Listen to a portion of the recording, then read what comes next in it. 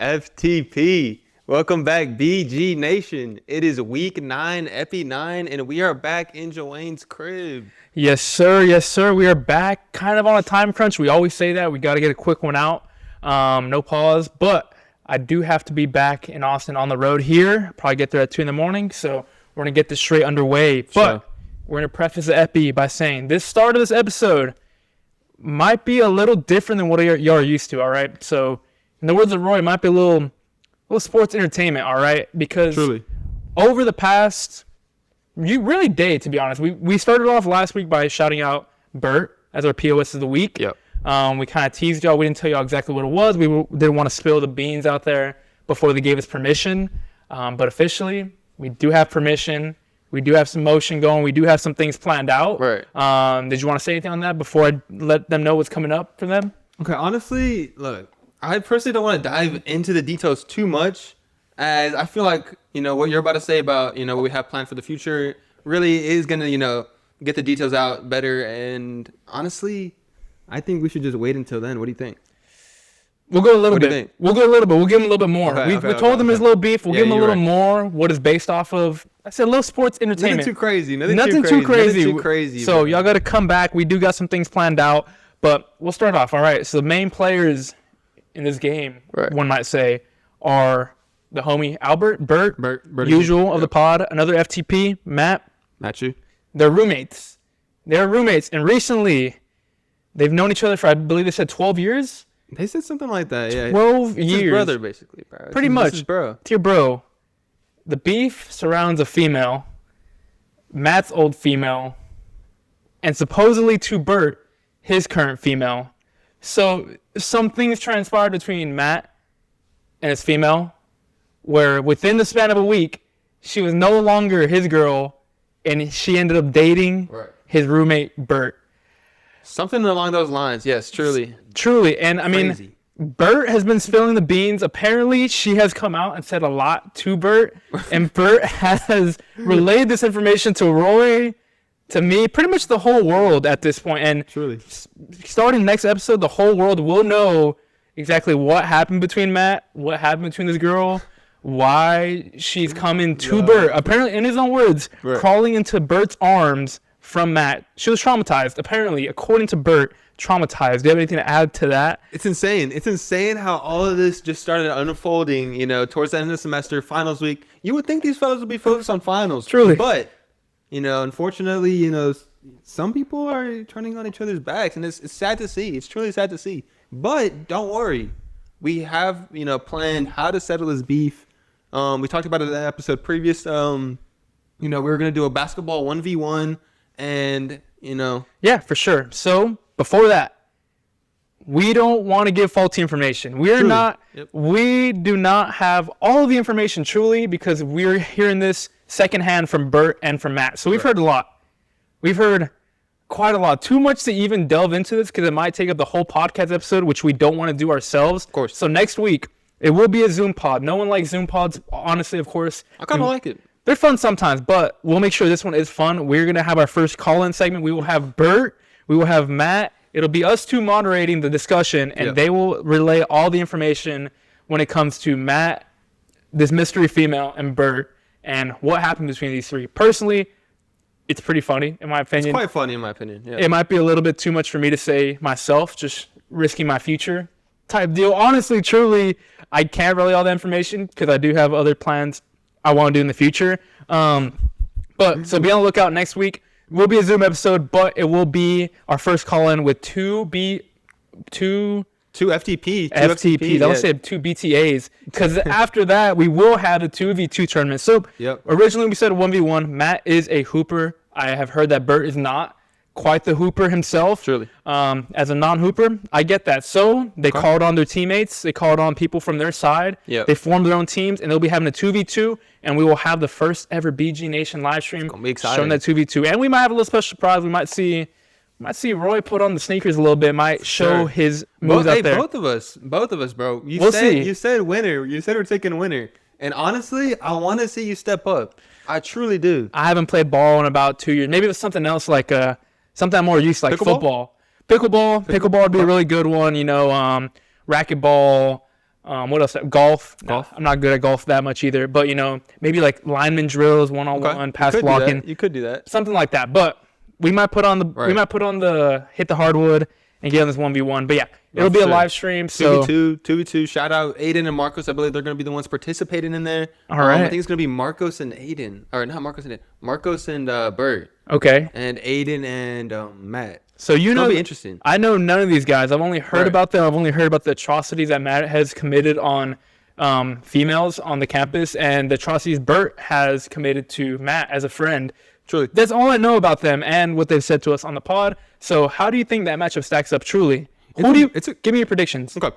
It's going to be a great match. If Marcos and Bert are able to game plan, game plan accordingly for their matchup, I feel like they could truly, win this match. Who knows? At the end of the day, who knows? But it's hard to count down Matt. It's hard to count out Matt. And honestly, I think they're going to take it. I think Matt's going to take this one. It's going to be close, though. It's going to be close. Based off what I've heard, all right, I've heard Bert's not the biggest hooper.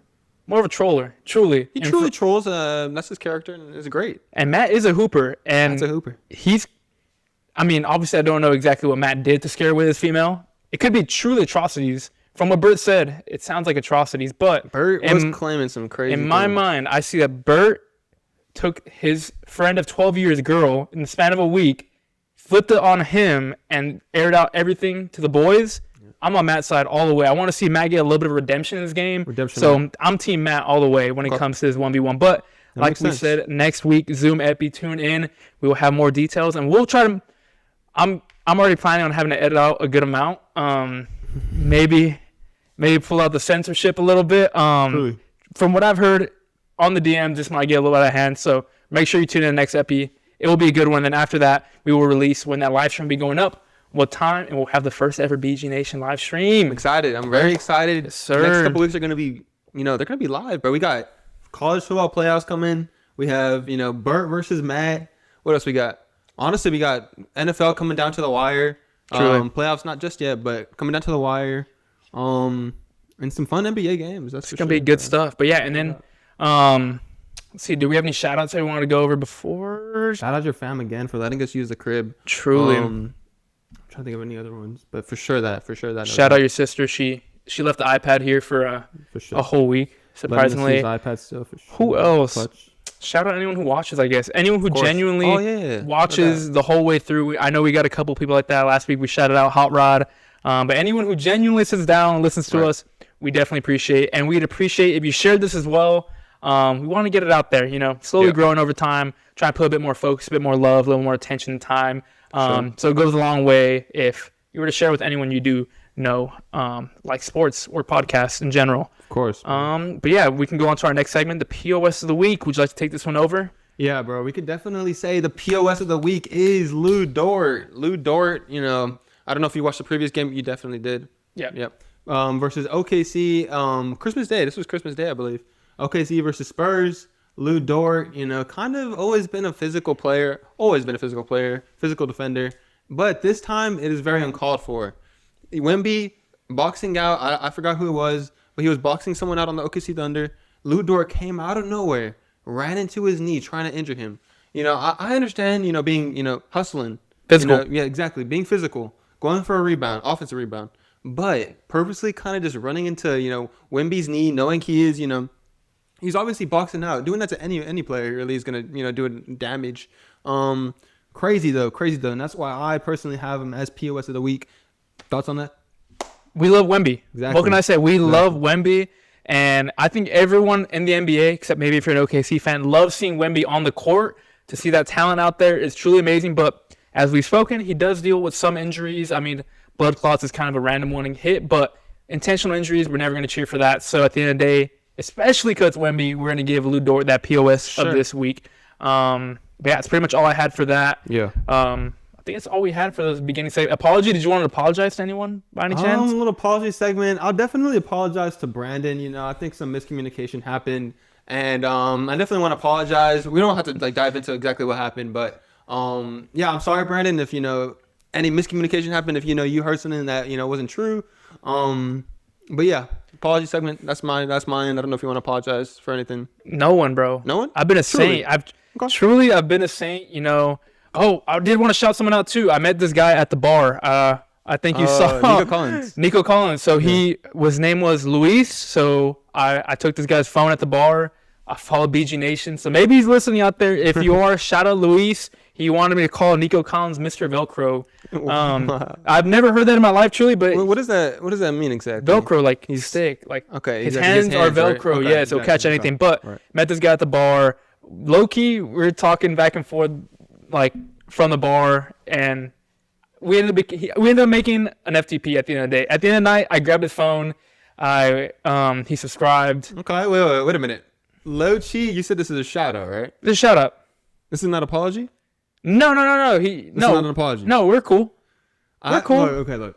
I'm not trying to dive into your business too much. I wasn't there, but from what I've heard, you harassed this Nico Collins fella, and you truly might be a hater of the spot now. No. There's no hate. So we're chirping. You know how it gets. You pull up to a bar in Nico Collins jersey. What am I gonna say? Nico Collins is shit. Obviously, if you're someone to pull up in a Monroe jersey, any other jersey besides my team, sure, you're gonna chirp just a little bit. Just a little chirp. Cause look, shout out Texans fans though. Shout out Aiden. Aiden's a Texans fan. Shout out Nico Collins, Mr. Velcro. Shout out Luis. Right. But at the end of the day, what am I gonna be like? I'm not gonna come up to me and be like, hey, bro, the Texans are so good. I don't care about Texans like that. The only way to start a convo like that in that situation, that scenario, is to just talk junk. That way I can go back and forth. Okay. Start a little bit of a discussion, truly. And at the end of the day, I mean, he came at me with in my opinion, a little bit of a weak question. He said, name me 2 receivers better than Nico Collins. It's crazy. Come on. That's crazy. Look, maybe if he said, name me 5. In that scenario, I might get stumped a little bit. But off the top of my... Look, in that scenario, like midnight... I can name 5 right now. Look, but that's what I'm saying. You can name 5 right now, but in that scenario, in that scene, like in that state of mind, I might not be able to name 5. I might stumble. You might catch me. But off the top of my head, I'm like, Puka and Amon-Ra St. Brown. Like, that's easy. Like, truly, you can't even debate that. Okay. So, I'm just saying that was kind of a weak question to hit me with, but... That's an interesting... What do you mean? Texans fans they baffle me sometimes. They truly do. Nico is good. 2 receivers. He thinks he's top 2. There's no way. Bro. There's no way. Name me 7 receivers better than Nico right now. 7 right now? 7 right now off the dome. I was top of my head. Puka, A.J. Brown, Justin Jefferson. We got, give me... Jamar. Oh, yeah, no doubt. Jamar Chase. CD, there we go. Give me... Who else? Oh, man. No. Surely. That's 5 right now. Wait. We could do this. JSN. There we go. Easily. JSN. Easily. We got, what's the last one? Who can get one more? We said Amon-Ra, right? We already said Amon-Ra. We said CD. Let's get in... Low key? I'm thinking DK. Okay. I'm thinking DK myself. Shout out Steelers. We're going to talk about them later. Should have made DK? We won't say DK. I want someone like DK off the Titans? DK should have made DK? Oh, bro. Should have made DK? No. DK Metcalf? All right. You're mishearing me. We need one more, bro. Well, actually, at that point, could we say maybe Nico's in that top 5 range at that point? If we were truly not top 5. Not top 5. Around top 5. I'll say, yes. Around the top 5 range. 7, no doubt. And that's fine. That's fair to say, I feel like. Top we're 7 in the league. We're going to get flamed that we could not come up with another receiver. Truly, we're missing someone. That's what I'm trying to say. I wouldn't say Taze better than him. Devontae Adams would have been better. Maybe. Malik would have been better. What about these young guys? Malik would have definitely been better. What about these young guys? Who else is there? We already had JSN. We had any rookie receivers that are just popping off this year. Bro, we're missing someone. Let me stop playing, bro. That's crazy. But we sold off the brand. We did sell that one. But that's what I'm saying. Like, if he would have hit me with name me top 5 receivers better than 2 though, bro. Top 2 was wild. He's not top 2. Top 2 though is insanity. But now, real talk. He's probably top 5, around the top 5 range. But at the end of the day, that was all just Pickens, honestly, yeah. Pickens, yes. I'll take Pickens. I'll take Pickens. You said AJ Brown, which I think is a little bit of a questionable one at this point. Dude, it's the offensive system he's in right now. But Nico is a dog. But no. AJ Brown in the right system. I mean, come on. First off, he just won a Super Bowl. In the correct system where, you have the offensive coordinator that, you basically have an OPOY year with last year. And, he moves to a different team. You know what team he moves to? The Saints, right? Yeah, Kellen Moore. Yeah, exactly. And when you lose a piece like that, your offense is going to struggle. And we don't really have to dive too much into this NFL talk right now. Truly. Truly, I'm glad. We're trolling now. I'm glad this conversation came up from that. I really hope Luis is definitely not watching this at the end of the day. I did follow him. He probably didn't even recognize I followed him on his phone. I took his phone and I looked this up. Anyways, Crazy. Shout out Luis. That's great. I'd probably say Mr. Velcro, maybe a top 5-ish receiver in the league, around that range, maybe Okay. 5 to 7, 5 to 8. You want to apologize maybe to an I hope. establishment? Yeah. I hope. Possible establishment. So Roy was not there whenever we were out in our town, but he was there for the aftermath. Shout out Roy. He drove me home that night. Shout out Roy, truly. No, I mean, I wouldn't say I was acting too crazy. Would you say I was acting too crazy? Look, first off, I came through. You did. So shout out Roy. I came through. We're truly chirping at this point. It's all good. But would you say I was acting too crazy at the IHOP at Look, 3 bro, a.m.? you were trolling. And everyone there noticed. Who? There was no one there. There was no one All there. the homies there did notice, and the waitress. No one there, by the way. Apologies. So Look, for bro, what? all I wanted was a slice of your waffle. I was trying to change, like, bro, I wanted a little slice of his waffle. You know, I was like, okay, look, bro, I'll give you a pancake. Give me a slice of your waffle. And, bro, he spits all over his food. Just absolutely just luggies all over the food, bro. And, I mean, that's a good method. Did you True. still eat it after? Obviously. So look, Okay. they were trying to say I was over here throwing up all over my food. That's a different discussion. They were weren't- trying to say that I was like spitting all over the place. No, I was in the right mental. I hear Roy saying he's gonna grab my waffle. Exchange. He didn't say anything about exchange. We'll Right. wrap this up quickly right now. But at the end of the day, I'm kind of out of sorts. I have my head down. I hear people want to take my food. I just paid for that. I don't want you to take that. I know I'm gonna enjoy it the next day. So yeah, I hock a loogie all my waffles. I hock a loogie all my eggs, all my sausage, no pause, my bacon. I hock a loogie all over my meal. Wanna know why? Because I know he won't eat it. I know no one in there will truly eat it if it's my loogie. But I'll eat my own loogie. I don't care. Like at the end of the day, it's my spit. Okay. So they did end up getting me back over time. I didn't realize that they were putting Tabasco, like just infinite Tabasco on my stuff. So the next morning when I They woke were up, trolling your food. I didn't do that. They were trolling your food. I ended up eating just like it was like a ham just seeping with Tabasco. Disgusting. Anyways, no, I will not apologize to IHOP. That's Will what you they're there apologize for. for the toilet? That's something different. We don't have to speak on that one. You sure? We don't have to speak on that one. I cleaned that one up. Okay. I did clean that one up. Truly, I did clean that one You up. did clean it up. You did clean it up. I wasn't the source won't to clean it talk up. about it. But shout out Roy, he did take me home. But he did think I was gonna truly cause a catastrophe in his Exactly. car. But That I would did have been a not. whole apology segment. That would have been That a truly whole would have been a whole apology. apology. Anyways, And that would have been aired on BG Nation on all truly. socials. I mean, we have the video. If you want to ever, we do Maybe. have the video. Maybe, truly. It is a disgusting video. Anyways, first 20 minutes gone. 20 minutes. Wow. Truly. Great and intro, my IMO. IMO, bro. I am a great intro. IMO, truly a great intro. But we haven't even gotten into any of the real takes. Let us know. Let us Truly know. the takes this week are trolls, though. We don't have too much great content. I do want to Wow. talk about some It's good crazy NBA to content. say. Oh, Let's no, get no, to no, say in no, our no, intro. No.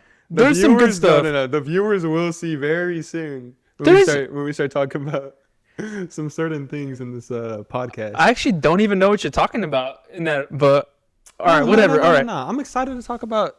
We're cutting? No, I said ISO. Go for it. No, I was emoting. Okay, bro. Look. We can get right into NBA. I know you're trolling, bro. You're trolling truly this intro. We were wasting time, but we can get into NBA topics. I'm excited to talk about NBA. Truly, I locked in this week. We have Spurs and OKC back-to-back L's. I'm so hyped to say that as a Spurs fan, die-hard Spurs fan. Yes, I'm sure you are too. Yeah.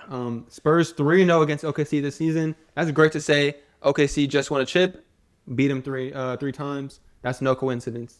I truly believe the Spurs still will win the championship this year. Have your thoughts changed on that?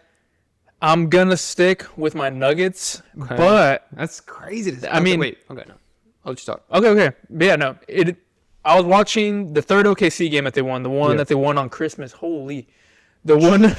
Sorry, we got Fourth or fourth. unprofessionalism. We got a little UTSA action going on back there. But I was watching the Christmas Day game.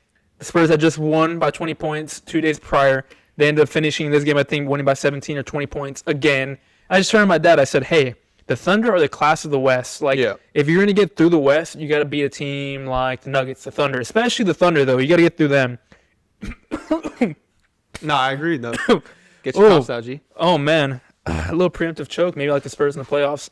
But Was that troll? Was that troll? Was that a no, that was a legit off? choke. That was a legit choke. But yeah, no, you got to get through teams like the Thunder in order to make the finals. So I told my dad, hey, like you said, it's no coincidence. It's no luck.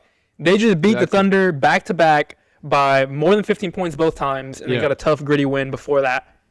That's good signs, but I'm still sticking with my Nuggets. At the end of the day, I will stick with those Nuggets. That's crazy to say. After the game they had yesterday, I mean, come on, man. They had a crazy game yesterday, but we could definitely get into that in a second. But that's still crazy to say.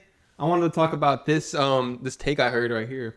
Steph, Castle, and SGA in their second season. We're going to compare their stats. Castle's stats are 18.3 points, 5.6 rebounds, and 6.9 assists right now currently.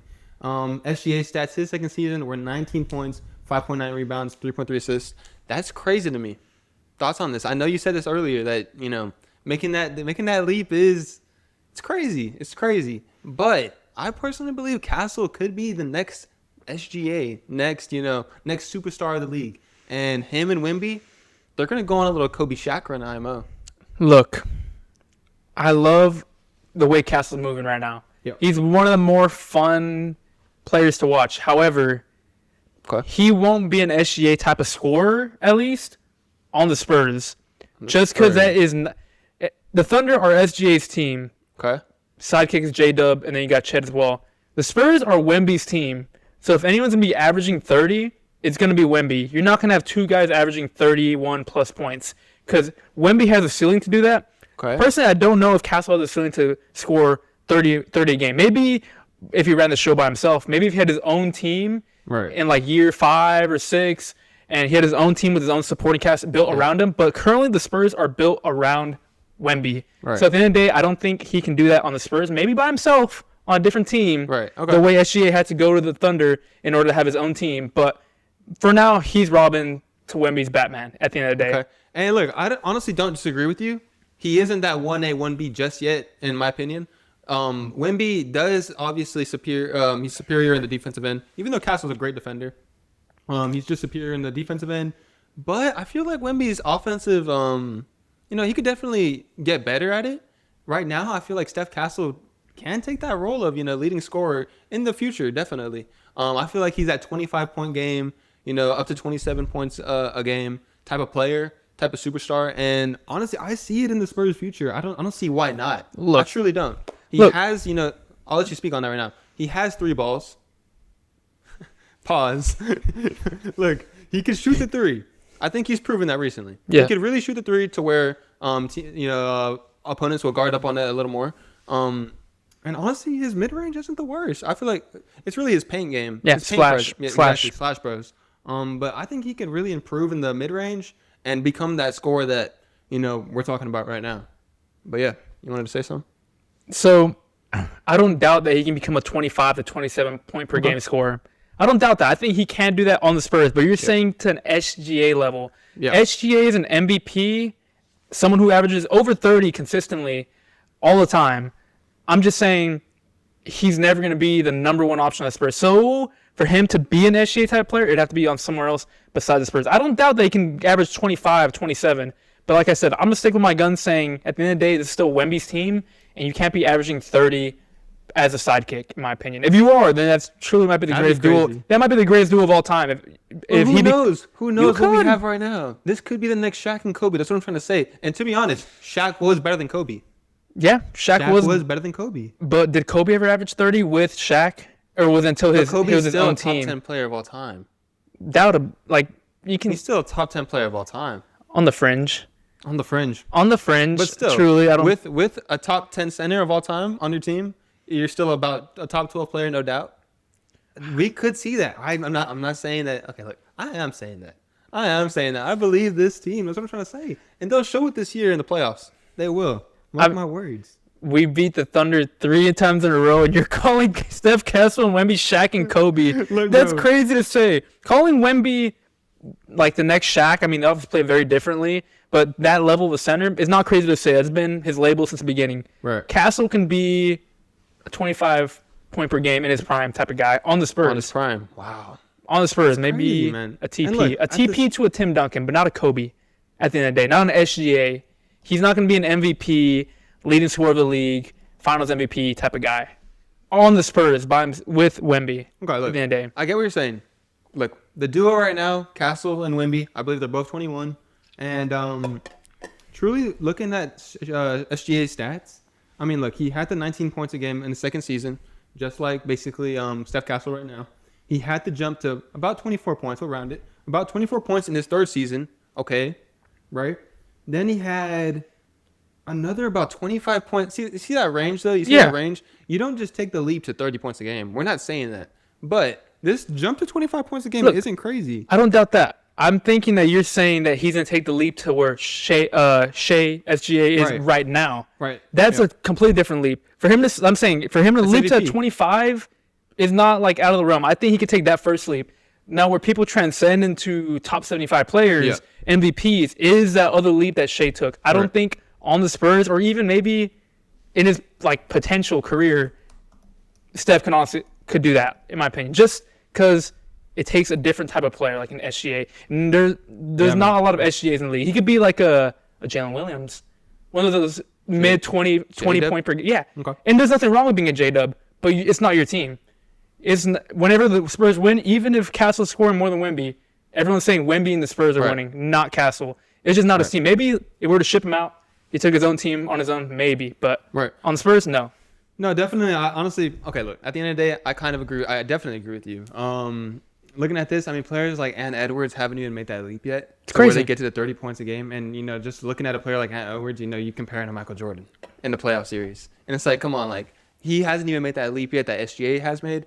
And to say that Castle, I think he definitely does have the potential. We're saying that. We could both say that. He has the potential. He could have the potential. Truly, he could have the potential. And on the Spurs right now, currently, maybe in the next couple, 5 years, I doubt it. I truly doubt it. That leap is crazy. I do want to see that, though. But 30 points a game, I mean, we don't need that player. We truly don't. Hey. We truly don't. And you know what? Maybe it could turn out to be that on the offensive end, Steph Castle is our guy. It could end up being that way because maybe teams are going to be focused so much on Wemby and the threat he brings in the paint that Castle can truly be more of our what the heck? No. Look, that Wemby could be more of our defensive guy. Yeah. And Castle could be more of our offensive guy. That can truly happen because, honestly, Wemby, like you said, can make some strides on offense. He's still 21. He has a lot to grow. But defense is more of his forte. So I wouldn't mind that either. I wouldn't like seeing kind of like a Tim Duncan TP type of Exactly. deal. Yeah, I was about to say, I mean, Tim Duncan didn't average 25 points. Exactly. You could be more of a defensive guy, but we'll get you those easy buckets down low while you have that guard taking that over. But do you have anything else to say about that before we take a little break? No, not on the stats. No, I don't. All right, cool. Little break. All right, let's get back right into some NBA topics.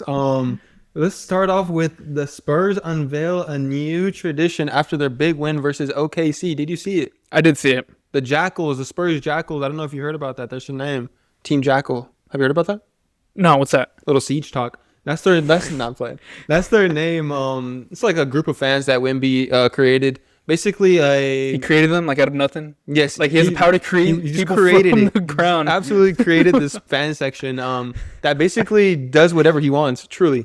No. Yes, truly. Oh, Lord. Super villains, bro. We're becoming super villains. Real talk.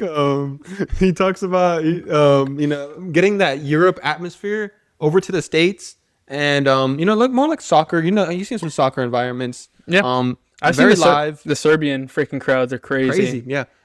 Their chants. They have rituals. Not rituals like that. Again, demonic. They have dude. traditions. They have traditions, and they want to incorporate this with the Spurs arena, a fan section. And yeah, that's pretty fun to me. I think it's a pretty cool addition. Look, that addition truly is cool. And I think the Spurs have the fans to do it. If you're not from San Antonio, truly the lads, the Hispanics, they dominate, and they got that passion. They truly got that fire, like you mentioned. Soccer, they come from that type of background. Okay. Some crazy chants. So I think if any fan base is gonna have culture, it's gotta be the Spurs. Obviously, I'm gonna be very biased on that, but. The Hispanic culture in San Antonio is very alive and well. The lads are always out there kicking it. Sure. I almost said something. But truly, I do like that. What I didn't like when you're bringing up the new tradition, I thought you meant. Yes, that's what I meant. That's what I was talking about. But you didn't know the Jackals, though. I didn't know the Jackals. So I had to explain that. That's what I was trying to say. Okay, well, that was an explanation of what the Jackals were. Explain the drum. Yes, the explanation of the new tradition with the drum is basically after their dub, Wemby slammed, the doo, doo, basically a big drum, and the crowd clapped like this and basically copied his drum flow. And, it was pretty cool in my opinion. That ain't it. You don't like it's corny. You think it's corny? I think it's truly very corny in my opinion. So, I mean, the thing is, it's not even that big of a... Did you hear it? Did you hear it first off? It's all right. Look, it's cool. It's not even that big of a drum. Truly, the drum could be bigger. It could get bigger. Bro, first off, the Carolina Panthers do a very similar thing. So what I'm saying, look, the Panthers have to keep pounding. Their drum's bigger, by the way. Slightly. The Longhorns have the biggest one of those drums called Big Bertha just down the street. Okay. If we had a Big Bertha, maybe it just towered over you, the huge drum, maybe. Crazy. And then you got the Vikings that do the skull as well. I mean, I just think you could have been more creative with that than kind of a lame drum, especially when you got a player that's 7'5", long as hell like Wemby. He makes that drum look absolutely tiny, bruh. I just thought lights on, no aura around the drum, just a 7'5" French guy just banging the drum in front of 1,000 fans. Okay. No aura. Truly. It was an introduction. Okay. First off, maybe they didn't execute perfectly. It was an introduction. I know for a fact, if you were there at that game, you would have been going, come on, bro. I was just thinking about that. Honestly, if I was there, I'd stay for the drum. I would have stayed and I would have done it as well. Especially after a massive dub. Look, come on, bro. I'm just thinking you can create something with a bit more aura. Like when I'm thinking about NBA aura, man, we're going aura talk right now on the pod. NBA when aura. I'm thinking about NBA aura, I'm thinking about Light the Beam. Light the Beam was a good one. It's a good one. That is a good one. That was a great one. An insane one. Yeah. You got Roracle. We were just watching that movie a little while ago. Freaking when they would go Warriors. Yeah. That's aura. It's aura. A little drum in the middle of that stadium in front of 1,000 people banging in broad daylight. Not aura. Okay. Not yet, at least. So bigger drum. Bigger drum for sure. Bigger drum. You need more aura, more atmosphere. Maybe a little smoke, a little dimmer. Fire. That would be crazy. Something, bruh. Okay, I would like some fire rockets just shooting in the crowd. Truly, that would be crazy. Hitting people. That would be crazy. Everything, bro. Yep. But I think you got to start with the bigger drum. Okay. The drum's too small. You need a bigger drum. It was too weak. I think they'll hear this. I'm sure fans said this and made some comments about it. Not just us. We'll definitely check into that later, though. Might be the first. That would be crazy. But I agree with you. I think this was, like I said, this was just an introduction. A lot of Spurs talk, but I feel like we could wrap up the Spurs talk right here with any other thoughts real quick on that? Drum too small. Drum too small. Yeah, drum too small. But we can talk about Spurs open to trading Jeremy Sohan for, maybe a better rotational player for them that fits their piece, that fits their scheme. But a lot of fans are heartbroken, with the Spurs kind of giving up on Jeremy Sohan. Any thoughts on that? It's a little heartbreaking to see. I mean, we can make this a quick one. Sure. Sohan was fun to watch. Obviously, he never really developed into a great player. I mean, he played his role for the Spurs. Right. I think he brought that grittiness, that aura we kind of needed. And he was a pivotal piece into building what we have today. But at the end of the day, not all those players are going to stay at the end of the day. So It's a business. It happens all the time. We see players like that come and go. He's easily replaceable, in my opinion.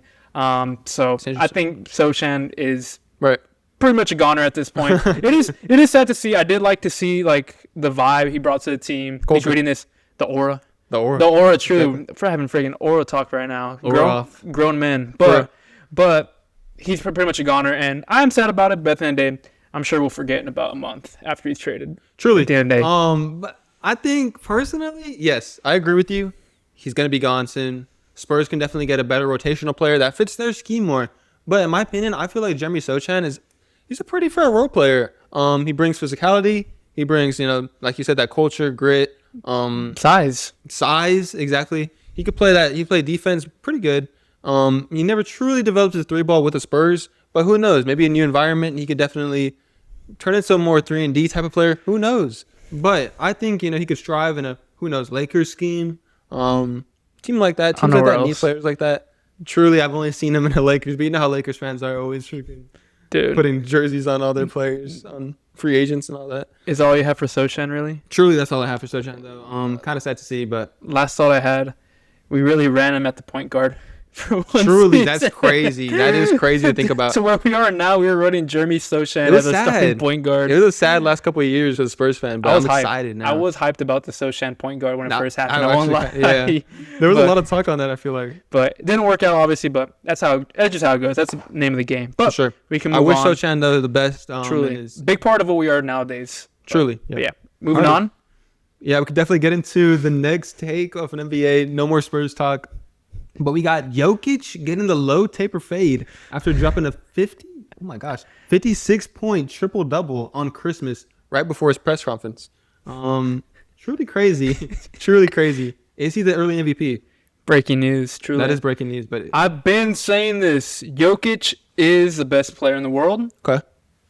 I mean, look at the. Yes, we could definitely Yes. talk about that as well. Look, in a second. He's the best player in the world. I think he should have been MVP last year. Okay. I think he's going to be MVP this year. Voter fatigue is real. And like you said, if he wins another MVP, and especially if he wins another chip, we're going to start having a little bit of these conversations 10. about where he might be all time. Personally, Truly.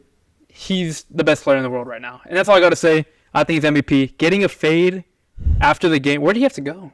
Where did he have to go? I will show you the video later, but basically, I believe it was Peyton Watson. I believe that's his name. He was getting an interview in the locker room, and you could hear him getting cut up in the back. Swear. You get this. Swear. He doesn't even have hair. He doesn't even have hair like that. He got truly. a fresh fade. Look, Have you watched it? The difference, they put it before and after. He got a fresh fade. was he chasing Sniz after? I don't know. I don't know. Where did he have to be where he was such a rush where he had to get a haircut in the Right. locker room? Possibly. Where could he I possibly don't have know. gone? I truly don't know, but Illegal maybe for the horse racing? interview. Oh, maybe. You know he's not doing that for an interview. Sure. He must have been getting some Sniz, truly, at the end of the day. I don't know. I think so. I don't know. He had to have. Those are the bigger questions that you're These are asking big right questions. now. We Those are might the have bigger to questions. we have to come back to that, maybe No, delve for sure. a little deeper into why Jokic was getting that fade. For sure. He needed that fade. But yeah, like Joanne said, reading off the script, opinions on my Jokic take from earlier. I believe it was last episode or maybe That was a while ago. Yeah, now. it was definitely earlier. But it has been receiving hate on multiple ends, and honestly, I hate to say it, but I agree with the hate. I'm gonna go back on what I said. I think Jokic truly does deserve the MVP. After seeing that 56-point triple double, it's crazy. And I mean, he basically is averaging a triple double right now. I don't know exact stats. Let's see. I'd be surprised if he's not averaging a triple double right now. But that's kind of a testament of how good he is. Like if he's not averaging a triple double, then you can consider it like a down season. What is he averaging right now? This season, he is averaging 29.8 points a game. Oh my goodness. Yeah, 29.8 points a game, 12.1 rebounds a game, and 11 assists. My goodness. With 1.4 steals, too. So it's not like, Dude. yes, it's crazy. Dude. It's crazy. And like I said, I had Giannis, injuries, Bucks kind of being in and out, iffy. And honestly, Nuggets, they have the record. They have their player, their MVP caliber player. And, who knows? Who knows what they could do? Personally, Wemby's still stopping him. But and the other things on Stopping him?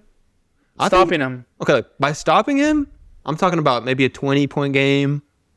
We'll throw in 8 rebounds, 6 assists, about 6 assists. About LeBron's stat line. With an L. Wow. I mean, truly we'll have With to an L. see if that happens. Truly we have to wait and see if that happens. But, I mean, I'm just cheesing over here. True. I kind of got that take right, that little debate. Going back to it. I mean, we have to see. The season's not over. Look, so early in the season. Right. But the thing is, Giannis is riddled with injuries. And that is not necessarily his fault. You know what I'm trying to say? And it's sad to see. We don't want to see injuries. But, yeah, I'm going to go back on what I said. Jokic is the MVP currently. The best ability is availability. True. Head ass. But, yeah, true. honestly, I can bounce off what you just said there and kind of pivot towards Giannis. Because I was honestly wrong about Giannis on my own take. So I'm just going to pivot a little bit further down on our talking points. I said the Spurs should trade everyone except for Wemby in order to get Giannis. And at this point, when it comes to injuries, and especially because how the Spurs have been playing, if the Spurs lost those games to the Thunder, haven't been as impressive as they are, I might still stand by what I said a little while ago. Yeah. But based on how they did in the in-season cup tournament, how they went 3-0 against the Thunder, I think it would be crazy to say right now that I would trade Steph Castle, Harrison Barnes, Luke Cornett. If you know, you know. Bro. If you know, you know. But specifically, it'd be crazy to trade Steph Castle right now for Giannis at this point and break up this team how it is. You just can't do it right now. with how hot they've been these past couple games and what they've accomplished. So a little bit of an L on my take. I think Giannis is still probably the second best player in the league, maybe third, maybe behind Shea at this point. But we'll go back on that as well. So not just L on Roy's part. I also had an L on that. I just wanted to accountability. I Obviously. appreciate that. W accountability. Obviously. But that kind of wraps up, I guess, that whole MVP kind of segment. We could definitely get into this next couple takes. These ones are a little, like I said earlier, kind of dookie. Let's talk about it, though. Let's talk about it. We got Jimmy Butler on Draymond and Kerr's argument. Steve Kerr, their coach, during a recent game, quote unquote, said, "I like that, ... It turned me on a little bit," end quote. Freaky or facts? You can't just throw that on me and expect me to. What you mean? All right. What you mean? Answer that question. Freaky or facts? Okay. Truly freaky. Okay. That's freaky. I mean, I don't know what you think about that. I mean, what does it mean it turned him on a little bit? Okay, look. In what way? Okay. Like You said freaky. I'm going to personally say facts. that you hearing that turns you on? Look. Turns him on. Okay. Turns you on? No. No. I wasn't in there. I wasn't in the huddle. Oh, you weren't in there? I was in the huddle. What if you were in there? But look, like I'm saying, NBA environment, big game on the line. Warriors, not the greatest season. They're trying to win games, finding a little life. Maybe a little argument sparks that. You know what I'm trying to say? Sparks the fire in them. A player like Jimmy Butler, wake up at 5 a.m. Gets shots up. Gets in the lab early, dedicated to his craft. Player like that. I mean, I can see why he's getting hyped up a little. You know what I'm saying? Turned on. He might have done too much with that. I don't exactly know what Chubby. he means by that. If he popped a chub, that's insanity. If he popped a chub, that's insanity. Truly. Would it be that crazy though? Not the craziest, but it would be freaky. So look, you've played basketball. I think you've played some sort of organized basketball. A little bit, yes. Have you ever popped a chubby in the middle of Never, bro. Game? Bro, some weird things have happened though on the court. Some freaky things, bro. Real talk. Would you go over them in the pod or no? Real quick, yeah. I mean, I was on the free throw line. I was on the block. You know how you line up on the free throw or whatever. I wasn't on the free throw line, but I was the person trying to rebound the ball. Yeah. And I was locked in. The opponent started pulling down my shorts, bro. That's not crazy to say. Exactly. That's what I'm trying to say. It's strategy. If you're passionate enough, like Jimmy Butler, where you get a little chub, I could see why. You're passionate. You're trying to win the game. But yeah. Not crazy to say. I've definitely given you stories about some pregame rituals I've had for some football games. Yes. Truly, I cannot. Is that you want to? No. That one. Are you sure? That one cannot be on the pod. Maybe one day. Maybe one day. Maybe one day if this is like my full-time job and like I don't have future to worry about. You did have some great pregame rituals though. I never truly popped the method, but I heard that they worked for you. We won't go into my football career right now. We got too much to go through in order to be bantering on about this. This could truly go on for another 15 minutes of banter at this point. But Jimmy Butler, I think he's freaky. He thinks it's facts. Facts with a slight freakiness, for sure. Slight freakiness. All right, moving on. We got Kawhi first 40-point game since 2023. I know we had a lot of Kawhi talk earlier in the last couple pods, but he just dropped 41 points, 8 rebounds, and 5 assists. Is Kawhi back? I mean, to say his ability was ever gone would be crazy. Like I said, the best ability is availability, and that has been his number one gripe over the past, what? When did he win the chip? 2019? Over the past 6 years, that has been his number one flaw. So, I mean, if he's able to produce, like, averaging in the mid-20s with good defense, I'd say, yeah, he's back. But I got to see him play a full season. I got to see him play a healthy playoff series truly to know if he's truly back. We know Kawhi is like that. We saw him win the championship with the Raptors, Spurs before that. But as the main guy on the Raptors, he took down that injured Warriors team. But so we know he's that guy. We know he can do that. I got to see it over a prolonged time without him getting injured in order for me to say he's truly back. No, for sure. I totally agree with you. We've seen the player that Kawhi can be. Like you said, 2019 was the last time he really was truly that clutch player. But honestly, before that, before he won in San Antonio in 2014, riddled with injuries, truly. He was stepping up as the guy, but injuries are the biggest part. I like the quote you say, availability or whatever. But it's a great quote. It's truly a great quote. To say this, Kawhi is back is kind of crazy to say. Kawhi to the Spurs, we have written down right here. That would be a movie. Kawhi to the Spurs. I feel like Kawhi has always been one of the best players to watch, in my opinion. One of the funnest, bro. The funnest players to watch, truly. He takes over games. His physicality is honestly so calm. Where like you get the post up, pop a midi. That's insane. He's kind of like Kobe. Truly, no. He has post work. He's one of the most satisfying players to watch. Exactly. I understand what you mean. He can shoot those middies almost automatically. Once he gets into that state, he's making those automatically. Kawhi to the Spurs is crazy to say. I don't know if I'd want to welcome him back with open arms after how he did the organization. Right. What has gone down since then. A lot of controversy surrounding Kawhi, how he did Toronto, what's happened on the Clippers. So, I mean, do we really need that type of player on our team right now as to what we're building right now? I mean, a scoring 3-and-D forward. Truly. I mean, I'm thinking how he would fit if we were to trade away like a De'Aaron Fox with some picks. We'd still have Castle, Harper. We'd add that wing that we've kind of been needing, an elite wing, and then tying him up with Wemby and Cornette. It'd be honestly, I mean, saying that out loud sounds honestly amazing. Wait, so who would you give up exactly? Fox and some picks. No way. Yes. No way. Look, no. You already have, you're not going to give up Castle or Harper. You're not going to give, I don't think you need to give up any of those players, dude. I think you could get Kawhi right now for a bag of potato chips from him. I think you can get him truly. Maybe a first rounder from a trash team. First rounder from a trash team that the Spurs have, possibly. And maybe from the Hawks. I wouldn't mind that one. From the Hawks and a couple seconds.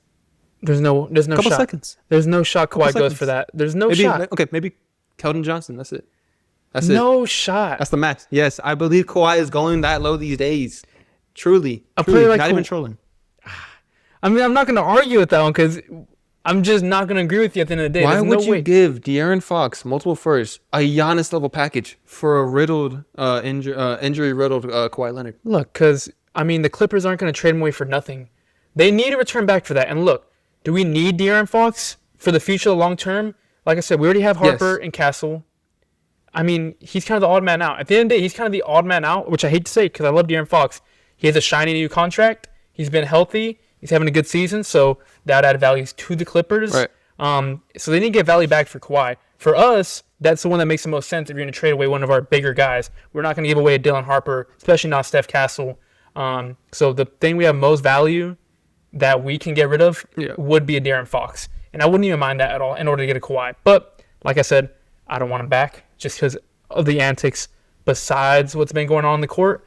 And just how the team's been jiving recently. I don't think we need him, but if we were to get him, I think he'd be more of a De'Aaron Fox type of guy. No, I get you. We've talked about a lot of Spurs topics. Truly. But Spurs drop fans. in the comments below what you think about that Kawhi Leonard take. Kawhi to the Spurs. Not for too much. That's my final take on that. Not for too much. You wouldn't give away De'Aaron Fox for him? No. Wow. Okay. Never. Okay. Never, you know what? I wouldn't give him either, but if we were to make a trade, that's the one that, for me, would make the most sense. But I wouldn't even do it myself because I like the team we have right now. Right. No, it's a great team. I would not even consider that if they were to send that over. But Would you be mad? Yes. Would you be mad? They're going to get hit. Like, they're going to get hit with a death, whatever you said. What is it called? The death penalty. They're going to get hit with the death penalty pretty soon. They're going to need picks. Spurs, get ready, bro. That's it. That's all I got to say. They're going to blow up, send their vets for cheap. I mean, they truly cannot be trotting out that team for much longer. Exactly. Physically, they can't do it. And just, I mean, as a team, you can't be doing that. Not for sure. But let's see. Next topic real quick.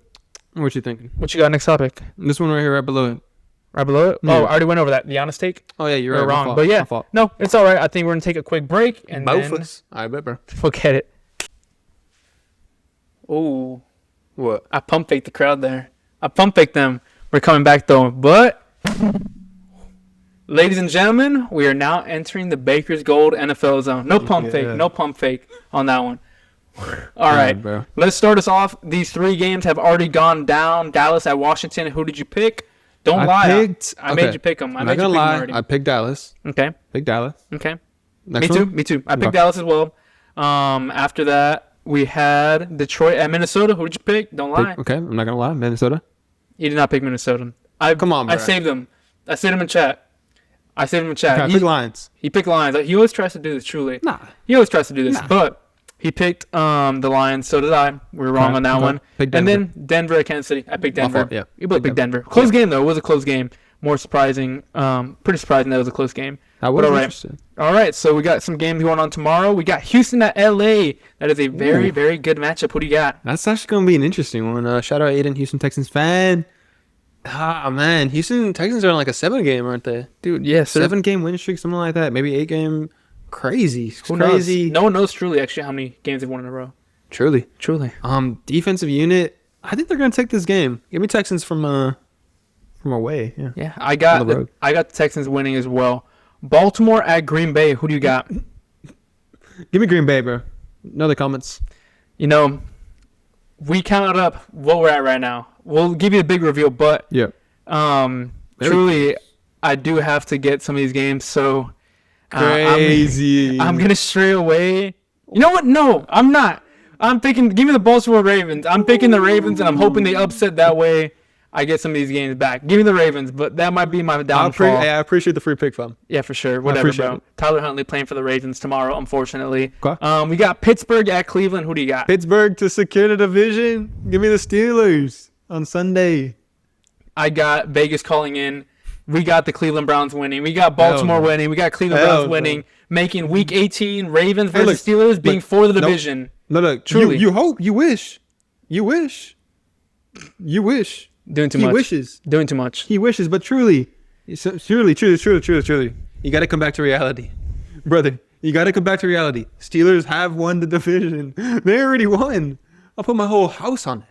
What house? You didn't got a house. I don't own a house. I'll put my whole life on that. Yes, bro. Yes. Week 11 suicide episode. Oh, yeah. Not trolling. Sure. You might have to cut that out. That's not funny at all. I might have to censor that. Truly, if you censor that, you a hoe, bro. Okay. Nah. If you censor that, bro, I'm saying it right now. If you censor this whole segment, I'm prolonging this because you have to cut the whole segment out. If you censor what you just said, I'm going to be pissed. I'm going to censor it. Okay. What I just said, you heard that, FTP. He's deleting stuff. Doing great I'm not going to delete it. I'm just going to voice over it. Okay. Anyways. Okay. I got Baltimore winning. I got Cleveland winning, making Week 18 worth all the marbles for the division. Just because the NFL wants to see it. Okay. Vegas is going to call. That's what's going to happen. I got Steelers, yeah. I got the Browns. Okay. New Orleans Saints at the Tennessee Titans. Who do you got? Stinkerfest. Titans just beat the Chiefs like a couple weeks ago. Interesting game. Give me Titans at home. All right. I got the Saints. They're rolling right now. Shuck has been winning. He's been going off on some bad defenses. I don't think Tennessee's defense is anything to rave about. Okay. Holy flow state. Gave me the Saints to win that one. Okay. Jacksonville at Indianapolis. Indianapolis on the slide. You know when I predicted it? When they were dropping those couple games early on, I said, hey, you better not start losing now. That can turn real ugly real quick. Yeah. Obviously, Daniel Jones got hurt, which ruined it completely, but they've been on the downslide. Jacksonville, Indy, who you got? That's going to be interesting. Big divisional matchup.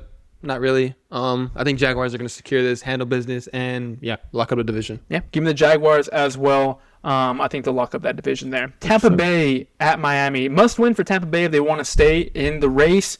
At Miami with Quinn Ewers, who threw 2 picks, but I wouldn't say they're his fault. Slight glaze. Who do you got? That's interesting. That's going to be an interesting one, especially with Quinn Ewers at the helm. I don't have a lot of trust in him and, what they're cooking right now. I think Tampa Bay is going to take this dub for sure, yeah. Yep, I got Tampa Bay winning as well. Like I said, they need a win. That's a pretty good defense. I think they'll give Quinn Ewers, rookie quarterback, a good amount of trouble. Arizona at Cincinnati. Who do you got? Arizona at Cincinnati. Holy stinker. I really don't know, but give me Cincinnati actually if Joe Burrow is playing. Yep. But yeah. Give me Cincy as well. I don't got much to say about that. I mean, 2 teams that aren't playing for much at this point. New England at the Jets. Who do you got? Interesting. Give me the Patriots. They've shown it all season. I think they're going to handle business. Okay. Yeah, me too. We're moving past these quite quickly. We got Seattle at Carolina. Who do you got? Oh. That's a good one. That's a good one. Carolina has beaten teams. They beaten the Cowboys. They beaten other teams. Divisional. They handle business. They're having a nice couple of games, nice couple runs. Seattle though is a moving force, probably number one defense right now as we speak. And I think Seattle's gonna take this one, but this one's gonna be a good one for sure. Yeah. Give me the Carolina Panthers to win this one. I think they're gonna struggle early. Bryce Young's gonna throw his mandatory pick. But they're going to bring it down to the wire, and at the end, the Carolina Panthers will come up with the win. Their will not break, and they'll outlast the Seahawks. Yep. Yeah. Mega stinker, I think, the battle for the number 1 overall pick. Holy schmoly. There's nothing left. Truly, there's nothing left. New York Giants at the Vegas Raiders. Who do you got? Definitely some lore to this game, though. Stinker, but there's some lore. For the number 1 pick, who's going to sell the Duffy? Vegas? Oh, my goodness. I don't know who to pick. I think Giants are going to win this one. I truly do think Giants are going to win this one, but, man, who knows? Who knows? Yeah, I got the Giants winning as well. I think Vegas, they're the worst team in the league, in my opinion. That is a horrible team. Philadelphia Eagles at the Buffalo Bills. Should be, hopefully, a good game. The Eagles need to bounce back. Who do you got on this one? Eagles do need to come back for sure, but I think the Bills are going to take this one at home, and Yep, me too. I think the Bills are going to win this game as well. Sunday Night Football, the cardiac Chicago Bears at the San Fran 49ers. This is also a good one. San Fran's still in play for the number 1 seed. Same thing for Chicago. So both need this win if they want to get that home field advantage. Who do you got? I got Chicago Bears on this one. Massive Sunday Night Football game. I'm excited to watch this one. And, give me the Bears. Me too. I also have the Bears coming out with this one. And then, not a massive one, return of Raheem. Fire him now. Raheem Morris playing the LA Rams, his former team he coached to a Super Bowl win as an OC. LA Rams at Atlanta, Monday Night Football. Who do you got? Give me the LA Rams. Nothing much to say about that, but return of Raheem Morris. So. Fire him now. If you know, you know. But yeah, I got the Rams winning as well. But as we mentioned, that is all we have for Pick'em this week. Yeah. It is coming down to the wire. Roy had a clutch win last week. Very close. We're neck and neck, like all the way through. So Roy last week went 11-5. Okay. I went 10-6. So he got the one up on me there. And you know what? That put him over the edge on me in all times. I said I would bring together our all-time records. So as of today, 2 weeks out from the end of the season, the regular season, we have Roy at 58-42. Yep. And I'm at 57-43. So Roy is up by 1. I have slight catching up to do. We're neck and neck. So any big week from either one of us can put it away at this point. And honestly, I'm surprised, bro. I'm surprised you picked the Ravens to beat, who was it again? The Packers. Packers, bro. At home. Yeah. And the Browns to beat It's crazy. the Steelers. Exactly. It's crazy. You're truly selling your bag. I don't think you want this dub. It's all good, though. I don't mind a free one. Truly, I think they're going to win. I believe in my Ravens. I believe in Tyler Huntley. He plays well. Tyler Huntley does play well. Sometimes play well. Let's see how he does. It's really going to rely on those Browns at the end of the day. Right. Quick question. What were the terms we had about this one? I forgot. With the jersey? Jersey, yeah. So if he wins it, I have to wear Steelers jersey for the whole pod. If I win it, he has to wear Ravens jersey for the whole pod. Not for sure. We'll see what happens there. But you can start us off with a little Steelers talk at the beginning of the NFL segment. Go ahead. Yes, sir. Get into some NFL takes. Talking about the Steelers, they got a massive W against the Lions. I predicted that right. I proved you wrong. You said you would be surprised if, they held the running game down. They held them to only, we got right here, 15 rushing yards. Just in that's impressive to hold a team to 15 rushing yards. To hold the Lions rushing team to 15 yards, it's impressive. It's very impressive. Controversial final call. Did you see the game? Yes, I was. Yeah, we watched that game. We watched it together. We were fishing. Yeah, we were fishing. Little fishing trip. Shout out BG Nation. I know y'all seen that fish. Yeah. Nothing crazy, but still fish. Very nice. Fish. He's the only one that caught something that night. He actually destroyed my my reel. What you mean? He tried to mess with it. It's a bait caster, if you know, you know. He just threw it straight in the water and completely messed up my line, which took me like 30 minutes to get out of there. But we're working on it. We're watching the game. No. Look, the thing is, you gave it to me broken already. No. You gave it to me bad. You said, okay, look, I told you, their settings are messed up. I tried to fix them for you. They were chopped. I gave it back to you. You backlashed it to doom. That was you, bro. No. You backlashed it. No. You backlashed it. Shout out Noe, Packers fan. Look, he said my settings were messed up, which, sure, whatever. I gave him it. He tweaked around with it a little bit. He said, I don't know. And then you hit it as hard as you could into the water, straight into the water, like maybe a foot in front of you, and it just backlashed to doom. Didn't even try to fix it. Just gave it to me, and I had to fix it, and I look like an idiot. That's whatever. Maybe I'm the idiot for trusting you. Sometimes production needs to do production. Talent needs to do talent. I do talent things out there. You were doing production things, bro. And truly, you couldn't get it on the wire. You couldn't do it. And honestly, that's not a diss to you, but you're dissing me right now. That's why I'm responding. No diss. You messed up my reel. Look, I didn't mess it up. I was trying to fix it for you. I told you your settings are wrong. You didn't believe me. That's on you, bro. You fix it. Whatever. We can go on an endless loop. We were going on an endless loop. That's on you. Anyways, yes, we watched the game together. We watched that. He celebrated. I called BS. Crazy ending to the game. Crazy. Steelers end up with the dub though. At the end of the day. Truly crazy game. I'm honestly pretty happy about the call. Honestly. Yeah, sure. Obviously, as a Steelers fan. But Steelers 19 seasons without a losing record. Tomlin, doing Tomlin things. Steelers doing Steelers things. I'm pretty happy about that. I know you probably feel some type of way. Like we said earlier, Ravens trash. I doubt they're going to beat the Packers. Steelers are going to wrap the division either way against the Browns, and you're going to owe me that 50. We did shake on it. I know you said behind the scenes already you're not going to pay it. It was just for the camera. You did say that, but it's all good. Look, it's all good. I'll forgive you. You could pay me out. We could do maybe a little. What was it called? A little affirm. You make some you make some payments to me. We'll get it going. We'll get it going somehow, some way. You charge me interest on that? Nah, I'll be nice with it. Late fees? No. Wow. No. Anyways, no. I mean, shout out to the Steelers. 19 seasons without a losing record truly is something to behold. Expected at this point. They did good though, but bigger news I think right below it. DK punched a fan in the stands, suspended for 2 games. Yes, punched a Lions fan. Yes. I'm surprised he wasn't suspended in the middle of that game. Truly, they let him play out the rest of that game, which is quite insane. He punched the fan, and they still let him play it out. Did he deserve it? He might have deserved it. He might have deserved it, but at the end of the day, I mean, you can't be doing that. DK is a specimen, dude. He's a specimen. He's a one-of-one type of athlete against a normal fan in the stands. Can't be punching a guy like that. Truly. Okay. I mean, you got to keep your cool. You hear that? Dude, at the end of the day, you're a millionaire playing the NFL. Again, a one-of-one type of athlete. Yeah. Just let it go. Walk away at the end of the day. I don't know what's in the air right now with receivers. We talked about Puka last week. Now you got DK punching a fan. I mean, I'm not going to say sold the season, but definitely a hit. Definitely a big hit. You know DK at least opens up that offense a lot with his deep playability. The receiver one for the Steelers. Losing that, and you can say what you want about these games coming up. It's still relatively close. You haven't stealed it completely. You need to be that guy that keeps your cool toward the end of the season. Imagine he got suspended for a playoff game. Maybe they gave him 5-game suspension. Then he couldn't play in the playoffs. That'd be detrimental. That'd be soft. He punched the fan. That'd be soft. He punched the fan. But at the end of the day, like I'm saying, you got to keep your cool in those scenarios. Okay. That's unacceptable. Even if you're a Steelers fan, that's unacceptable. There's no way. No. First off, bro, I doubt the punch hurt. Second of all, look, as a Steelers wide receiver, you're gonna encounter some trouble as just a Steelers wide receiver. Antonio Brown, we have Juju, players like that. They're gonna experience some, a lot of media attention. But surely it's over dramatic. I think the NFL commissioner would have been sorry and soft if you were to ban him for a damn playoff game. But like you said, the Steelers do need as much help as they can get on offense. I'm not worried about it though. They're gonna secure their dub against the Browns, trash Browns. I think Myles Garrett hasn't even secured his sack record, right? Nope. He's, I believe, a half game back from tying. So next full sack for Myles Garrett will get the win. Maybe he'll do it against Aaron Rodgers.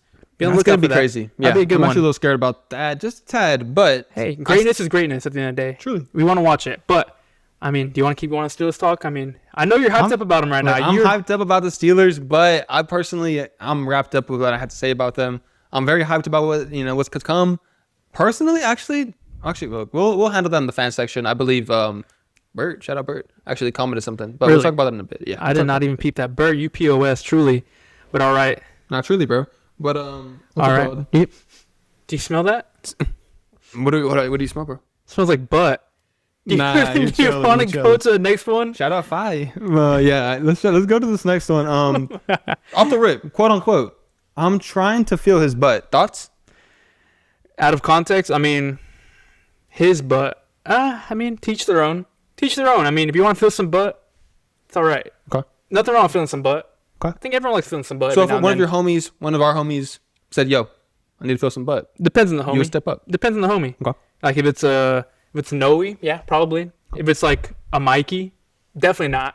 Definitely not. I think I'd Clubber Lang freaking hook him to death at the end of the day. That's not crazy to say. It's not crazy to say if it's Mikey. He has a record. But I mean, context. All right. Let's get some context. Let's put it there. Give him the context. Let's drop the context. Okay, first off, quote unquote, I'm trying to feel his butt. Yep. Quarterback Jacoby Brissett of the Cardinals on preparing his new center or for his new center. The center obviously snaps the ball to the quarterback. You had to have that mind muscle connection, going down here, receiving it underneath his butt. And that like a pistol formation, no shotgun, something calm. And I hear what he's saying. Nothing crazy to say now the context is dropped. But you put thoughts at the end. I truly, when you put something like that, Yeah, makes sense. You got to feel the connection, muscle mind, like you said. I'm just truly baffled whenever you put something like that, and I just hear thoughts. Thoughts? Sure. Yeah. I mean, what are your thoughts on it? Yeah, you sure feel. But let's move on. I don't have much to say about that. Like I said, we got some stinkers in here, but it was interesting how to put it. Let's go to the next one. Ooh, I like this one. Quote unquote, they go into Cancun. Cardi B said, "Wow, hyped after the Ravens took a fat L. I believe it was against the Patriots." And yeah, I know you wanted to talk about a little Ravens talk, but I'm hyped about that quote. I totally agree with it, no doubt. They go to Cancun. That is true. Truly, they are probably going to Cancun. I think a Ravens fan did ask Isaiah Likely, backup tight end for the Ravens, like, why did y'all lose? And he said, because we're ass. Isaiah Likely said that?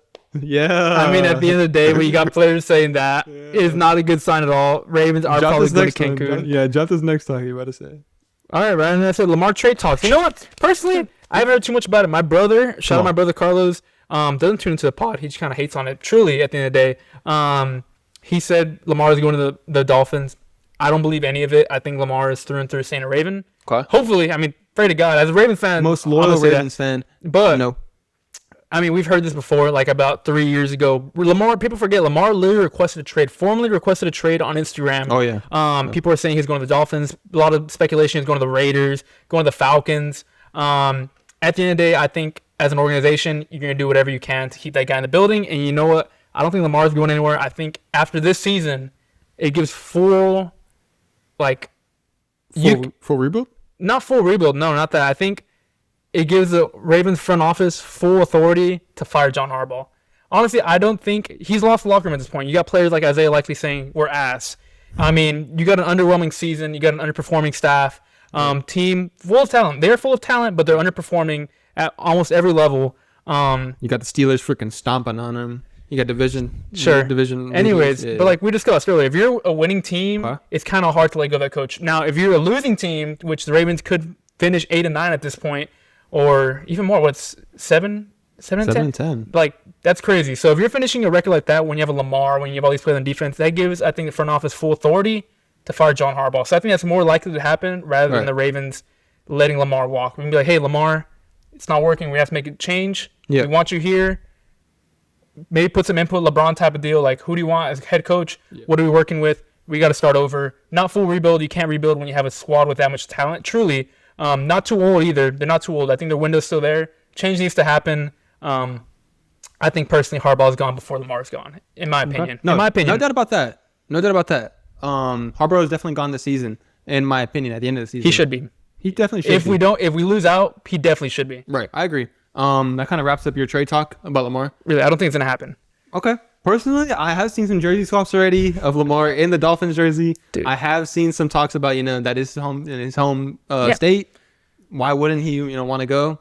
Who knows? I feel like that's perfect fit, in my opinion. Mike McDaniels, I would love to see that. We're actually going to talk about a little, Dolphins talk. That's why. Yeah. No, look. Yeah, you're right. Like I said, they're recycling those jersey edits from about 3 years ago. I saw the same jersey edits 3 years ago. Look tough. It does look tough. Lamar in those jerseys, like the Falcons, like the Dolphins, does look tough. But at the end of the day, if you're a Ravens, you don't let go of a player like that. If you do, oh man, it'd be a dark time. I'd be coming to pod in a dark place at that point, and you would love to see it. He'd be jolly. I'd be depressed, but at the end of the day, I don't think it's going anywhere. But if you want to segue into that Dolphins talk, yeah, for sure. Speaking of the Dolphins, they offered 4 firsts for Joe Burrow, Joe Shiesty, in 2020. Imagine that, bro. Imagine that with all their QB troubles. Joe Shiesty, it's a little Tyreek, Jalen Waddle. Oh my goodness, would have been nasty. Not crazy to say. I mean, this coming out now. I wonder if that news had broken to Tua before this. I mean, if you're an organization, you're going to keep stuff like this under wraps. But I feel like at some point, if you're Tua in that building, you probably hear talks about that your team that drafted you wanted a quarterback that went above you and was willing to trade 4 first-round picks. That is not something like that. Is an insane amount of draft picks, first-round picks. That probably obviously hurt your if you're going to hear that, that's going to hurt your ego a lot, your mental a lot, that people think that quarterback's 4 first-round picks more than you in terms of worth. I mean, at the end of the day, it's probably true. I would have done that in a heartbeat myself. I'd rather have Joe Burrow than a Tua. But, I mean, I don't have much to say about that. I mean, we saw how it played out. They obviously knew something. Tua was good for some seasons, but you'd rather have Joe Burrow. But obviously, at the same time, how good would Joe Burrow have been on the Dolphins? I don't think that's a great functional organization. Obviously, you Right. talk about the weapons. Their O-line was never there. Their defense was never there. Would it be just the same situation how he is in the Bengals right now? And then being down 4 first-round picks. I'm just saying the quarterback gap is there, but is the talent gap from the Bengals and Dolphins that much greater where he would have been able to produce like that? But you never know. No, right. No, I totally agree with you on that. That kind of makes sense. I think obviously we saw that they declined, obviously, to gauge any sort of conversation with them. 4 firsts is insanity.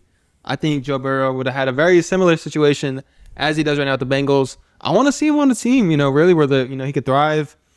He has obviously thrived before on the Bengals, but right now it's kind of looking grim. Same thing for the Dolphins. Little Moss, holy snag, injury. It's all good though. But yeah, Mike McDaniel, the head coach of the Dolphins, he's expected to be back next season. I'm hyped about that. I had some Mike McDaniel love. I like his offense. I think it's a quarterback thing. They got 2 out. It's time to step up, and really save your job, in my opinion. Next season, he has to really prove something. Okay. Hot seat for sure, but that's kind of all my takes on the Dolphins right now. Yeah, truly. Mike McDaniel, I had a lot of choice words for him. Stinkiness, love that. But truly, he played his way into not being fired, in my opinion, stringing those wins together. If he were to drop those close games that he won in the middle of the season, surely he would have been canned, in my opinion, by now. But, I mean, he did what he could with that roster, what he could with Tua. I think he does deserve at least another start of the season. I could see if they start off 0-6, freaking 1-5. Okay. I can see them getting fired after that. After that, it's time to cut it off. But I think he has truly earned at least a little bit more because he was able to string together wins with this pretty horrid team. And I'm kind of interested to see what the Dolphins are going to do from here. But pretty much all from the Dolphins. And I think we're going to give a quick cut. Getting right back into some NFL takes, we got Caleb Williams wearing a cheese grater hat in Chicago after their dub against the Packers. Pretty fire, in my opinion. I think that's mad swaggy. You know what? I barely connected the dots. I was wondering, why was he wearing a cheese grater? Obviously, the Packers. I didn't put that yet. You told me that, and I really did not understand what you meant on that, but that is pretty swaggy. I'm not going to lie. He's trolling. Hold up. I got to pull this up, actually. Keep going. Yes, pull it up. He's trolling. I love to see that as a quarterback. He gets a lot of hate, but honestly, he's balling this season. New offense. Ben Johnson is the head coach. Cheese grater. That's a comedically large hat. Wow, that's quite the hat. That is horrible. And you know what? So for those of you who don't know, you know how the cheese heads were like a block of cheese. He pretty much had that same kind of block of cheese size on his head. Yeah. It's just a grater, which, I mean, cut the cheese, man. Cut the cheese. Truly, you've been cutting cheese all damn epi. We can keep going. Yeah. But no, that is honestly swagged out. He also gives his O-line possibly the best Christmas gifts. Yeah. Honestly, look, I'm not going to lie. I didn't write what they were, but I remember seeing like some fire gifts. You know how your O-line usually gets blessed with some gifts from the quarterback. Some nice little rides, a little scooter, a little bicycle, that electric bicycles. You seen those? But yeah, I think I've seen some actually crazy things where they give them like damn near trucks. You've seen that, right? Yeah, I mean, they got the bag. They truly do. But Caleb has come through this holiday season. But yeah, that's honestly kind of what I have for that. Caleb, QB of the year? Honestly, I don't know about QB of the year. Right there. Yeah. Oh, wow. Bottega, some Don Julio, and a little mystery gift right below it. Hey, I mean, your boys are keeping you up. He has not been sacked very often this season. So, yeah, you got to show your big boys some love up front. But no, Caleb Williams, the Cardiac Bears, they've been winning. He's truly turned them around. Yeah. Him and Ben Johnson are a match made in heaven. Holy glaze. But, no, he's one of the most fun QBs to watch. Right. He's finally kind of reaching that potential that everyone knew he had. Kind of playing Mahomes-esque, escape artist, has a nice, one of the best arms in the NFL. I mean, we love Caleb Williams here. True glaze. Holy, burping up a storm. I thought. Gassy epi. Gassy epi, yeah. This truly is a gassy epi on both ends. Disgusting. All right, and then the last one. Possible Cowboys L. Trayvon Diggs revealed the concussion that sidelined him since October was due to him installing his TV. It's truly heartbreaking. Cowboys fans take another L, unfortunately. I'm kind of a Cowboys fan myself. It's sad to see, they get injuries that easy. Hate to see it, matter of fact. Hey, I mean, it happens, man. I mean, these injuries happen to athletes. So, I mean, hey, if you get injured doing something like installing a TV, just know it happens. I mean, do you have much to say about that? I mean, that is truly a goofball. That's truly goofball at the end of the day. Truly. But all right. And we are now entering the fan section. You know what? Last week we had a banger of a fan section. Y'all showed out. This week, only 3 measly comments. Again, we like y'all commenting, but honestly, I think there are some pretty good comments, at least 2 of them. We'll start off with Bert. Big FTP, big POS, Bert. Previous POS. And you know what? Another big POS move right here. If you had to pick one team to win the Super Bowl this season, who are you betting on? We have said this multiple times. You can say yours. I don't know if yours have changed. Mine really has not. Look, I have said the Rams. Mine has changed, though. Give me the Steelers, Pittsburgh Steelers. I have said that I believe they're going to come out of the AFC already. But give me them winning the whole thing. I like how they're moving recently. I think they can string a couple games in the playoffs. And it's more open than ever, in my opinion. And yeah. You know what? Not crazy to say, as last episode we mentioned, AFC's wide open with the lack of Mahomes, Burrow. Yeah. I'll still say Lamar. Scoff at that. But at the end of the day, the AFC is open, so I don't think it's too crazy to say. I'm sticking with the Rams. I think they got the veteran presence in Stafford. Mentioned it many times. They have a great defense. They have championship pedigree already. Sean McVay, probably the best head coach in the NFL, in my opinion. So I still got the Rams. Then we got Lottie. I think Baker Gold is my fave podcast. It's not a crazy thing to say. It's not crazy to say at all. It's truly not a crazy thing to say. We are some of the best at the end of the day. I don't know if she's trolling with this. I don't know how many podcasts she really shows. I mean, she can show us for Spotify Wrapped, see if we're up there. I don't know who else we're being compared to right now. Truly. Joe Rogan? I don't know either. Joe Rogan? That'd be impressive. Pardon my take? I don't know, man. Just saying. But shout out Lottie. She's in here every single fan section. I think Baker's Gold podcast, my favorite podcast. A little spelling mistake there, but we won't cheese on it too hard. And then Matthew Rodriguez found out he also listens to our pod quite a bit. Okay. Who's winning the 1v1? Gumbo, Producer G, or Roy? And there's many ways to take this. I mean, that's all he said. That's all he said. So we never mentioned 1v1 and what. So we can, 3 off the top of my head, who's winning the basketball 1v1? IRL basketball? Okay, look. I know he has a shot, by the way. Gumbo has a shot. Like, he has a good jumper. Look, to be respectful, I'm not trying to diss him. Look, we've 1v1 plenty of times throughout our, friendship. I've known him since 6th grade, so fair amount of years. We've 1v1 plenty of times, and he has never beaten me once. Wow. I've always told him this. He's never beaten me once, and I doubt he's ever going to do it, anytime soon. But shout out Gumbo. He can beat you. He can beat others in the group chat. But to me, he's not going to beat me. But that's just that. We might have to see that as well. That might be its own live event I'm one down day. to do that, yes. All right. Now let's take it into boxing. He's a self-proclaimed boxing enthusiast. Loves Rocky. He does truly love Rocky. He does love Rocky. He says he is Rocky Balboa. So, yes. Little Ivan Drago. Roy's like 6'2". Gumbo's maybe like 5'6", 5'7". About 5'6". Around there. So, little Rocky Ivan Drago. Who do you think is winning that fight? Personally? Look. Yes. Personally what? I think Gumbo's taking that. He has a heart of a champion. I think he's got the weight on you. He's gritty. He truly is a Rocky archetype in a way. Yeah. And honestly, just off that fact, I have heard it before. I have seen it before. He truly does believe he's Rocky. He does. And when you have a mindset like that, when you're not willing to lose anything, I mean, there's something, Gumbo he's a fighter. Yeah. He's truly a fighter. He's 10 toes as well. And look, and Roy's compromised at the end of the day. Look, Roy has reach.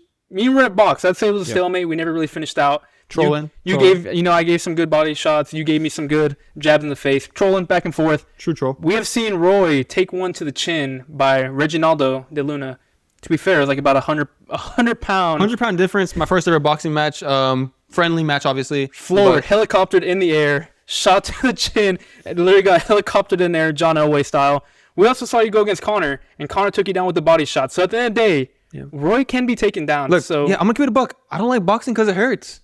I truly don't. It's not for everyone. It truly isn't. Look, I'm not an experienced boxer. I never claimed I was. I never claimed I was a boxer or fighter. I never claimed any of that. Like that Reggie fight. That was my first time ever fighting. He did it to me. Hey, at the end of the day, he did it. That Connor one too. I don't like that, bro. Connor went in, dude. That was a delayed body shot. You took a knee. It felt quite jiggly, bro. Like my whole inside kind of just jiggled a little. But look, I mean, you had the same thing happen to you though. Yeah, not Connor, but Reggie. Look, I was about to say, I boxed. Like I did boxing for a good amount. Shout out Pantera, our boy, boxer Jesus Martinez. But I did box for a little minute. I did a little bit more experience. I have been in the ring with some heavy hitters. We went over the hitters. There were some hitters. I also fought Reggie. I also got knocked down, and then he also broke my front bottom tooth, chipped it. So I can't parade that one around too much. Okay. I've seen stars against our boy Lucas. I mean, I've been in the ring with some hitters. I've wrestled around with Wabi Sabi. I've been in there. But at the end of the day, Gumbo is a different beast. I think he's taking that. Final one. I agree. Pistol duel. Pistol duel? Who's winning that one? That's interesting. Gumbo might be able to up it, but trolling wise, I got that reaction time. Give me that. Pistol duel. You know, you do have good Truly, reaction time. Surely give me that. But Gumbo has been in the streets, truly. Exactly. Producer G. He might up it, but at the same time, it's not trained technique. It's not perfect technique. You understand? You understand what I'm saying? What if he just pistol whipped you? Like you were turning around and he just pistol whipped you to death. That's different, bro. That's completely different, bro. See, now we're trolling. Now we're kind of just getting into some random banter. But yeah, we'll finish it off. I appreciate the fan section comments and Yeah. Do more. Do better. Of course, fans. But yeah, we'll finish it off with some banter. Marty Supreme, Christmas. You gonna watch? Supreme Christmas. I haven't seen a lot of ads about that. Oh my goodness, I've heard you chirping about it as well. Marty Supreme. I want to watch it. I definitely want to watch it. We'll see if I do. But have you?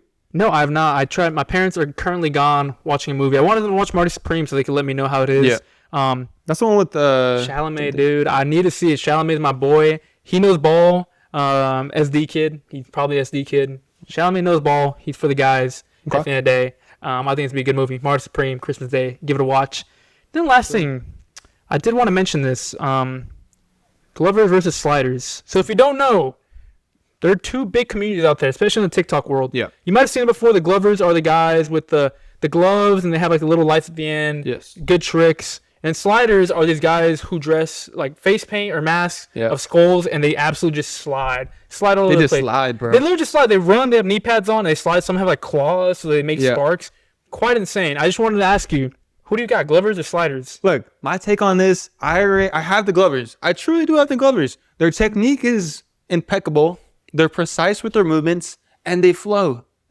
Truly, Sliders, all y'all are doing is sliding on your knees, bro. Come on. Look, there is technique to that too. Like they have some acrobatics. They practice the jumps. You know. I've seen some jumps. It cannot be easy to be sliding and completely off the ground, hop off the air, and continue sliding. Truly, the spectacle is great. And at the end of the day, I think Glovers don't hold a candle to Sliders at the end of the day. But it's teach. You have a little bit of finesse. I have a little bit more of raw spectacle at the end of the day. But yeah, that's just a little bit of banter to end off our podcast. A lot of banter this podcast, truly. But we got to wrap it up. Like I said, I do got to drive. Head on out of here. But we do have word of the week. And do you have something in mind? I don't have absolutely nothing in mind. Honestly, oh Lord, we might need like some help from the fan section recently. Like, or honestly, we do need some help from the fan section. Right now we're kind of cooked you, but let's see. What's something we've been saying quite a lot recently? Maybe we could say something about. Truly, there's nothing left. There is nothing left. That was a classic heater at IHOP. There's nothing. Joanne loved that word. I'm actually kind of sad you didn't mention it. All right, word of the week can be IHOP. IHOP. Why not? Yeah. IHOP incident. So if you're still here to this point, we love you. We thank you. And word of the week is IHOP. But do you have anything else to say for the fans, really, Roy? Tune in next week. Episode 10. We truly made it almost to 10 episodes. I can't believe it. We've made it here. I mean, at the end of the day, it's a testament to talent. Talent at the end of the day. Talent behind the camera too, but they're not true talent. No one behind the camera in this one, by the way. Fully done by us. Only us. Back to how we started. Just me and you, Roy, at the end of the day. Exactly, man. And honestly, we made it a long way. I feel like you said we were only going to go an episode. I had the vision. I had the future vision. And honestly, I'm happy to see where we're at. Always to the fans, like, subscribe, share, show love. Exactly, show love, one love. One love for sure. Yeah, but look, we mentioned episode 10. I would have preferred it to be in person, honestly. Ooh, that was a dime, that was a drop. That was. But I would have preferred to be in person, but circumstances require us to be elsewhere. We're still going to get it out. It will be a Zoom pod, but we got a good one for you. Tune in when we bring on Bert and Matt to confront each other before the basketball 2v2. It's going to be so good. I'm excited. I'm kind of nervous too as to what they're going to say. But tune in next week. We will be releasing when the live stream will be. And we need more fan section comments. Let us know possible words of the week for the future. Yes, please. And anything else to say on that? Nothing else. Honestly, shout out BG Nation. Yeah. Shout out BG Nation. And delayed Merry Christmas. We forgot it last time. Happy holidays. Happy New Year's. No, Merry Christmas. Happy Merry Christmas, bro. Merry Christmas. All right. Yes. Yeah. Laters.